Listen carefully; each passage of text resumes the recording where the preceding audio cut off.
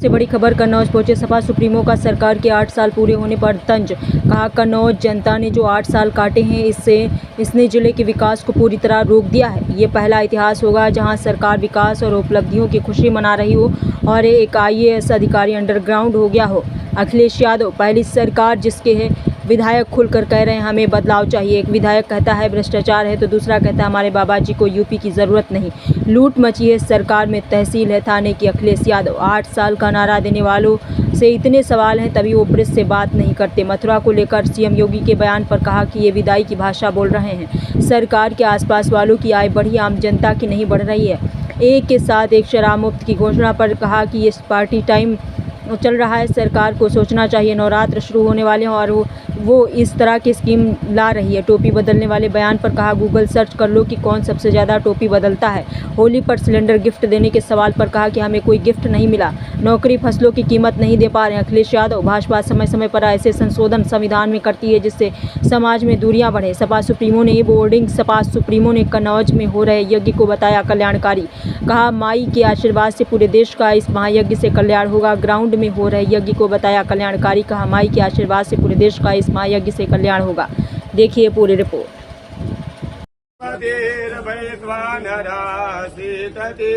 क्रोधे साम्यति दुर्जना सुजनते क्षिप्रानुगा खंजते गर्भे खरवति तरभविच्छ जड़ति तुदयंत्रणा यंत्रिता त्रिनेते बगला मुखी प्रतिदिनम् कल्याणितोभ्यं नमः कल्याणितोभ्यं नमः।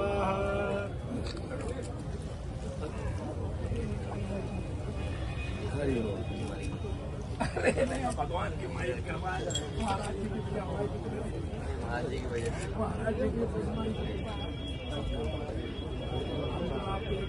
महाराज जी से लगाव की वजह से भैया कन्नौज का इतिहास का सबसे बड़ा आयोजन ये हुआ। नहीं, मैंने तो कभी नहीं देखा। का पहला है भैया, आप देखते रहेंगे। 1108 यूपी में कहीं नहीं हुआ। नहीं, बहुत जरूरी था। कुछ चीजें ठीक हो जाए तो अच्छा रहेगा। थोड़ा बचा है।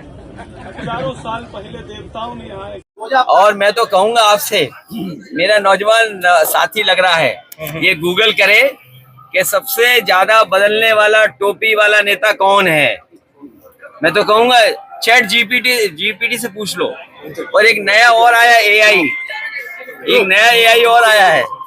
अगर उस पर टाइप करके कहोगे कि उस नेता को हमें दिखाओ और बताओ जो नेता सबसे ज्यादा टोपी बदलता है, तो अपने आप आपको पता लग जाएगा कि कौन वो नेता निकलेगा जो सबसे ज्यादा टोपी बदलता है। योगी जी ने कहा भैया जितना हिंदू मुस्लिम भी सुरक्षित है, जितना हिंदू सुरक्षित है उतना मुस्लिम भी सुरक्षित है। हिंदू के साथ साथ मुस्लिम। हमारे मुख्यमंत्री जी ये बताएं उनकी कुर्सी सुरक्षित है कि नहीं है। कहीं ऐसा तो नहीं कि हिंदू मुसलमान की जो अब सुरक्षा की भावना जाग रही है, कहीं ऐसा तो नहीं कि उनकी कुर्सी डगमगा रही हो। याद होगा जब उन्होंने एक बार योग किया था, कैसे एक टांग पे डगमगा रहे थे। कहीं ऐसा तो नहीं कि उनकी कुर्सी डगमगा रही हो, इसलिए वो कह रहे हो कि हमारे सब भाईचारा बहुत अच्छा है। भैया मुंबई के कॉमेडी में जिस तरह से हमला हुआ है, उस तरह देखा जाए आपके ऊपर भी कई तरह के हुए, लेकिन इस तरह से देखिए, ये जो हंसी मजाक है, हालांकि हंसी मजाक की एक सीमा होती है और भारतीय जनता पार्टी ने कोई सीमा नहीं रखी। ये जो हमारे हास्य कलाकार हैं, कॉमेडी वाले जो कलाकार हैं, वो लगता है भारतीय जनता पार्टी के पद चिन्हों पे चल रहे हैं, क्योंकि भारतीय जनता पार्टी में कोई सीमा नहीं रखती। उनके नेताओं की आपने भाषा सुनी होगी और कन्नौज से बेहतर कौन नहीं जानता, कि आपने भी सुनी होगी। तो कन्नौज वाले जब जानते होंगे ये बातें, तो भाषा की सीमा हो, कॉमेडी तो हमें एक्सेप्ट करनी चाहिए। अगर हमारी कोई मजाक कर रहा है तो कहीं ना कहीं वो हमारे अंदर कुछ काबिलियत देख रहा है, इसलिए कॉमेडी बना रहे हैं हमारी, वरना लोग क्यों देखेंगे, क्यों सुनेंगे। मोदी जी की तरफ से गिफ्ट गया ईद के लिए गिफ्ट आ रहा है मोदी जी की तरफ से। अरे हमारे लिए तो कोई गिफ्ट नहीं आया। हमने तो जाने कितने त्योहार मनाए, होली मैंने मनाई, हमें कोई गिफ्ट नहीं मिला। दिवाली हमने मनाई, कोई गिफ्ट नहीं मिला। हमने रक्षाबंधन मनाया, कोई गिफ्ट नहीं दिया। माताएं बहनें सिलेंडर का गिफ्ट इंतजार कर रहे थे, वो भी नहीं मिला। होली गुजर गई, सिलेंडर वाला गिफ्ट नहीं मिला। गिफ्ट के चक्कर में मत पड़ो आप।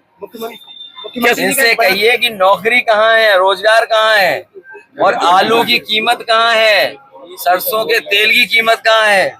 ये हमारे तिल बर्बाद हो गया, ये हमारी मूंगफली की कोई कीमत नहीं है, और ये तरबूज खरबूज आ गया है खेतों में। इसके लिए कोई इंतजाम सरकार ने किया कि बस छोड़ दिया अपने हाल पे। सर आज भैया क्या लगा 2024 को लेके एक बड़ा प्रोटेस्ट पटना में देखने को हुआ, लालू प्रसाद यादव भी इसमें शामिल रहे। हालांकि जब सीएम योगी से इसका सवाल पूछा गया तो उन्होंने कहा कि ऑपोजिशन इसमें राजनीति कर रहा है, हमें किसी मस्जिद में कब्जा नहीं करना है। देखिए, भारतीय जनता पार्टी समय समय पर ऐसे संविधान में संशोधन करती है जिससे नफरत फैले, लोगों में दूरियां पैदा हों। ये भारतीय जनता पार्टी वाले बताएं कि उन्होंने एंग्लो इंडियन का जो आरक्षण था लोकसभा में, आरक्षण था विधानसभा में, वो क्यों छीन लिया। एंग्लो इंडियन थे, उनका आरक्षण था, वो छीन लिया इन्होंने। इसी तरह मुसलमान भाइयों का उनके साथ भी खिलवाड़ कर रहे हैं। और भारतीय जनता पार्टी वाले ये बताएं जो ज्यादा बोलते हैं, उन्हें उत्तराखंड में अगर प्लॉट लेना हो, हमारे पत्रकार साथियों आपको पता है अगर उत्तराखंड में प्लॉट लेना होगा तो कितना बड़ा प्लॉट मिलेगा, जितना रोहिया आवास का हम गरीबों को देते थे। तो बताइए, आपके बगल के प्रदेश में ऐसे कानून बन रहे हैं, ऐसा संशोधन हो रहा है कि हम और आप लोग अगर उत्तराखंड जाना चाहें तो हमें आप घर नहीं ले सकते वहां पर। तो भारतीय जनता पार्टी भेदभाव बढ़ाती है, खाई पैदा करना चाहती है, लोगों को डराना चाहती है, नफरत पैदा करना चाहती है। लेकिन ये समाज हमारा इतना अच्छा है भारत का, इस धरती पे सदियों से लोग रहे हैं एक दूसरे का सम्मान करके, एक दूसरे से प्यार मोहब्बत में, एक दूसरे का साथ दे करके। भारतीय जनता पार्टी कितने भी संविधान संशोधन कर ले, लेकिन इस देश की जो संस्कृति है, इस देश में जो लोगों को संविधान पर भरोसा है, उसको यहाँ की जनता कभी टूटने नहीं देगी। सीएम योगी कह रहे हैं कि अखिलेश के जो आदर्श है वो औरंगजेब है, उनका एक बयान सामने आया है। अगर ये मैं कहूँ कि अगर मेरे आदर्श योगी हैं, तुम तो पगला जाएंगे। सोचो हमें क्या कपड़े पहनने पड़ेंगे अगर हमारे वो आदर्श हो जाएं तो। ये बातें ऐसी मत करा करो नौजवान। हमारा आदर्श क्या है? हमारे आदर्श लोहिया जी हैं। हम लोग डॉक्टर भीमराव जी के, अम्बेडकर जी के रास्ते पे चलते हैं। नेताजी ने जो रास्ता दिखाया उस रास्ते पे चल रहे हैं। दिनेश मिश्र जी ने हम लोगों को जो सिखा के गए हैं उस रास्ते पे चल रहे हैं हम लोग। तो समाजवादी लोग हैं, विकास खुशहाली चाहते हैं। कन्नौज में रहकर के हम लोगों ने भाईचारे की सुगंध दी है। ये जो भारतीय जनता पार्टी के लोग हैं, इनकी नफरत की दुर्गंध है। मैं तो कन्नौज के सुगंध वाले लोगों से कहूंगा, ये भारतीय जनता पार्टी की दुर्गंध को हटाएं। अभी तो थोड़ी हटाई है, अगली बार और हटा दो, जिससे कि कन्नौज का विकास रुका हुआ आगे बढ़ जाए। आप बताइए, दुर्गंध पसंद करते हैं इसीलिए गौशाला बना रहे हैं, हम सुगंध पसंद कर रहे थे इसलिए इत्र पार्क बना रहे थे। बताइए, ये सांड पकड़ रही है सरकार के नहीं पकड़ रही है? आप खुद जानते होंगे। नहीं पकड़ रही है, उसका भी पैसा खा जा रहे हैं। तो इसलिए हम लोग सुगंध पसंद करने वाले लोग हैं, इसलिए परफ्यूम पार्क बना रहे हैं। ये दुर्गंध वाले लोग हैं, ये दुर्गंध वाले लोग हैं। इसलिए ये तो योगी जी का पार्टी टाइम है हमारे और आपके लिए। देखिए, हमारे प्रेस के साथ ही उसको बुरा मत मानिए, अगर एक के साथ एक फ्री मिल रही है तो। ये पार्टी टाइम हमारे आपके लिए योगी जी ने शुरू किया है। और बताइए आप, हमारे नवरात्र के समय पर कैसी सरकार है बताओ। अब आप कहोगे कि ये विरोधी सरकार है कि नहीं है? बताइए, नवरात्र के समय पर भारतीय जनता पार्टी क्या कर रही है, क्या योजना लेकर के आई है? एक बोतल के संग एक बोतल शराब फ्री। योगी जी को ये नहीं पता कि नवरात्र शुरू होने जा रहे हैं। सुनिए, तुम बूढ़े हो गए। किस अखबार में आजकल, किस अखबार में हो? क्या हो गया, बीमार हो गए तुम यार? यंग आदमी बहुत परेशान है, बहुत परेशान है। अरे हम मदद करेंगे, तुम क्यों नहीं आए हमारे साथ? ख्याल कर दो, लड़का है हमारा। हाँ साहब, ये पहले अमर उजाला में थे, किसमें थे? अमर उजाला। हाँ, बताइए यार, इतने कमजोर हो गए, बहुत बेचारा परेशान भी है। अरे आर्थिक, तो हम लोग से बताए ना, हम लोग करेंगे मदद। और तुम भी सगा हटवाओ, आप बुलवा लो साहब, आप बुलवा लो एक बार, हम लोग बुलवा लेंगे, प्रेस के लोग बुलवा लेंगे। प्रेस के लोगों, तो तुम लोग, मैं अपने प्रेस के लोगों का धन्यवाद देना चाहता हूं। यार तुम लोग जहाँ कन्नौज की धरती पर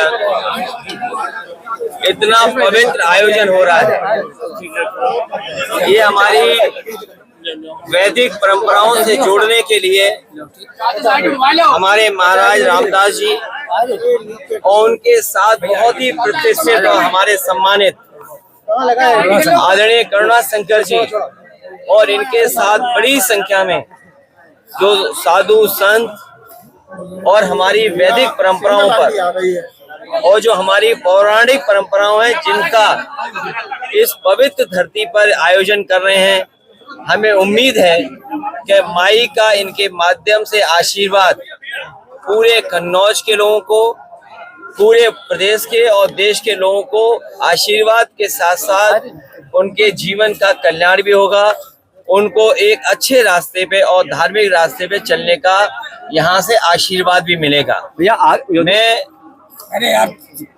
आदरणीय रामदास जी महाराज और हमारे पूजनीय आदरणीय करुणाशंकर जी बहुत पुराने हैं। मुझे याद है कि जब मेरा पहला चुनाव था उस समय भी इन्होंने जो पूजा और पूजा से संबंधित जो कार्यक्रम होते हैं इन्होंने ही कराए थे और उसका परिणाम ये हुआ था कि उस समय भी आशीर्वाद मिला था।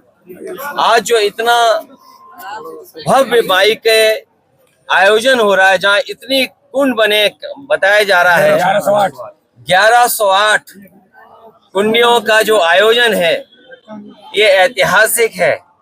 इतने बड़े पैमाने पर कहीं भी आयोजन नहीं हुआ है। हमें पूरा भरोसा है कि माई यहाँ की जनता का कल्याण करेगी, उनके भविष्य को बेहतर करेगी, उनके जीवन में खुशियां, उनके जीवन में स्वास्थ्य और स्वस्थ जीवन होगा, ये कामना हम सब लोग कर रहे हैं इनके बाद। सर, उत्तर प्रदेश सरकार के 8 साल पूरे हुए, एक बड़ा रिपोर्ट कार्ड जारी किया आप लोगों के द्वारा, पोस्ट भी किया गया और सांसदों ने भी एक लिखा उत्तर प्रदेश के 8 साल के बारे में। क्योंकि कन्नौज ये क्षेत्र है, कन्नौज की जनता ने कन्नौज के विकास के लिए वोट दिया है। मैं कन्नौज की जनता को एक बार फिर भरोसा दिलाता हूँ, ये जो 8 साल काटे हैं, ये जो 8 साल कटे हैं, इसने विकास से कन्नौज को काट दिया।